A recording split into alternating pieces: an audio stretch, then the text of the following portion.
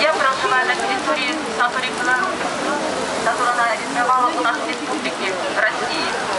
Мы пострадали от олимпийского бесчинства, потому что Республика Беларусь тоже включилась в активную государственность. И вот результат. У нас умирают люди.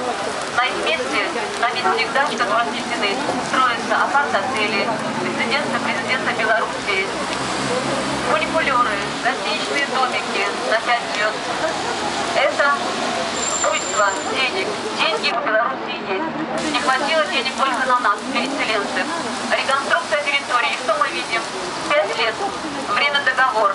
Людям, которые прожили 20-30 лет по этому договору социального найма. И что говорит администрация города? Администрация Краснодарского края. Они говорят, мы не имеем права вмешиваться в действия иностранного государства. Однако администрация нашего города признала наши дома ветхими в срочном порядке, нас на очередь не поставили. И вот мы имеем результат. Мы становимся бомжами. Люди, которые полгода ходят, пытаются добиться прописки в тех домах, куда их переселили.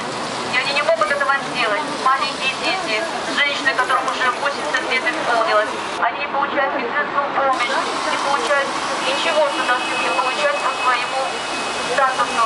Моя сестра инвалид второй группы, рак, онкология. Недостаток пошли в этом году обнаружили. И что? Она судится уже целый год. Она борется за свои права.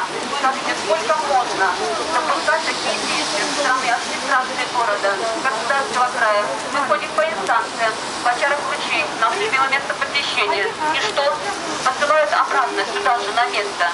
И мне говорят цинично, ну и что вы ходите? Все равно все к нам вернется. Так нельзя. Так нельзя поступать с сочинцами, неважно кто они. Они граждане Российской Федерации.